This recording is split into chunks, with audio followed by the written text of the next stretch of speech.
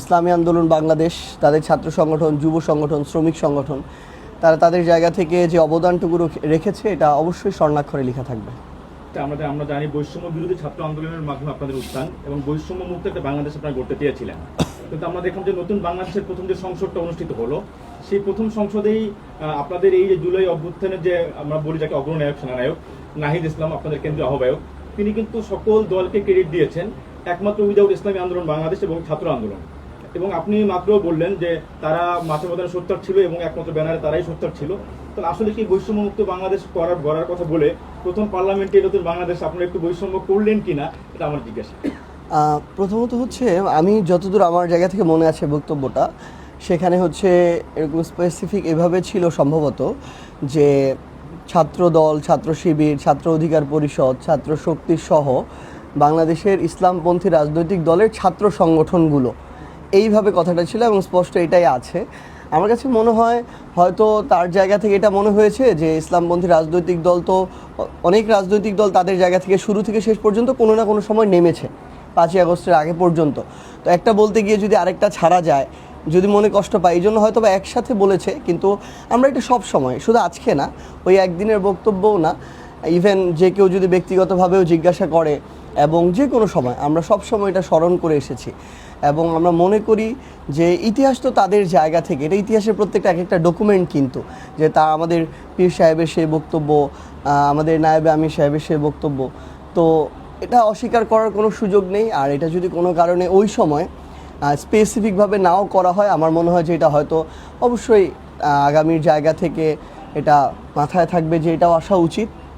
এবং কোনো কিছু বলা না বলা দিয়ে ইতিহাসে কারো ভূমিকাকে স্কিপ করার কারোরই সুযোগ থাকবে না আসলে। তো আমরা এইটুকু জানাতে চাই আমি আমার জায়গা থেকেও। একটু আপনার সাথে সম্পর্ক না বললেই না, আপনি বলেছেন ইসলামপন্থী দল, ইসলামী ছাত্র শিবির, তারাও কিন্তু একটা ইসলামপন্থী দল হিসেবে আমরা চিনি।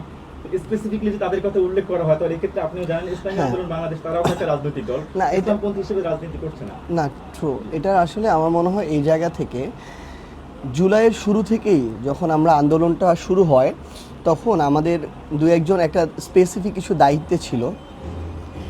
ঢাকা বিশ্ববিদ্যালয়ের ওই কেন্দ্রিক নাহিদ ইসলাম বা আমাদের আসিফ মাহমুদ, তারা হচ্ছে একটা ছাত্র সংগঠন করতো।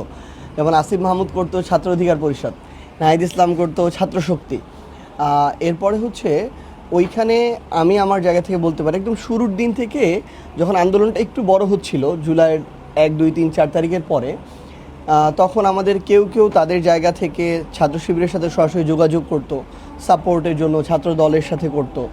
তো সেই জায়গা থেকে আমি মনে করি যে আসলে কি এটা মানে একদম উদ্দেশ্য প্রণোদিতভাবে আসা ব্যাপারটা এমন নয়। হয়তো কেউ যদি মনে করিয়ে দিত ওই মুহূর্তে যখন নোট করছিল, তখন হয়তো এটা চলে আসতে পারতো। তো আমি অবশ্যই আমার জায়গা থেকে ব্যক্তিগতভাবে তো বললামই, এবং আমি মনে করি যে ইনশাআল্লাহ পরবর্তীতে এই জিনিসটা একদম সেভাবেই গর্বের সাথে উচ্চারিত হবে ইনশাআল্লাহ।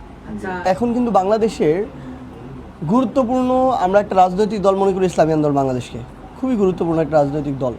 এবং বাংলাদেশের প্রত্যেকটা জেলা উপজেলা তাদের অসংখ্য সমর্থক আছে, মানুষ আছে।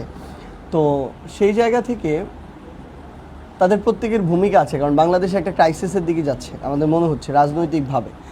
তো আমরা দেখেছি ওই ঐকমত্য কমিশনে ইসলামী আন্দোলন বাংলাদেশের পক্ষ থেকে যেভাবে কণ্ঠস্বর উঁচু করা হয়েছিল বাংলাদেশের পক্ষে, সংস্কারের পক্ষে, সেটার বিপক্ষে যদি যায়, এটা যে সবাই মিলে হতে হবে ব্যাপারটা এমনও না, হলে খুবই ভালো, নাহলে নিজেদের জায়গা থেকে আবার প্রত্যেকের এই জায়গায় সোচ্চার হতে হবে। কারণ দিন শেষে যদি বাংলাদেশ ক্ষতিগ্রস্ত হয়, দিন শেষে যদি কোনো স্বৈরাচার নতুন করে তৈরি হয় বা কেউ ওই পথে হাঁটতে চায়, ক্ষতিগ্রস্ত কিন্তু আমরা সবাই হব, কারণ আমরা বাংলাদেশের বাইরে কেউ না। তো সেই জায়গা থেকে আমি মনে করি যে যেই ভূমিকা ইসলামী আন্দোলন বাংলাদেশ এবং তাদের সকল অঙ্গ সংগঠন জুলাই রেখেছিল, আমরা মনে করি আমাদের জুলাই যেহেতু এখনও শেষ হয়নি, শেষ হলে আমাদের ওসমান হাদি ভাইকে জীবন দিতে হতো না, তো শেষ যেহেতু হয়নি, তাহলে শেষ হওয়া পর্যন্ত আমাদের ওই ভূমিকাটা জারি রাখতে হবে আর কি। ইসলামী আন্দোলন বাংলাদেশ একটা আদর্শিক জায়গা থেকে রাজনীতি করে এবং সেই জায়গায় তারা খুবই শক্তিশালীভাবে সেই আদর্শের উপরে থাকে।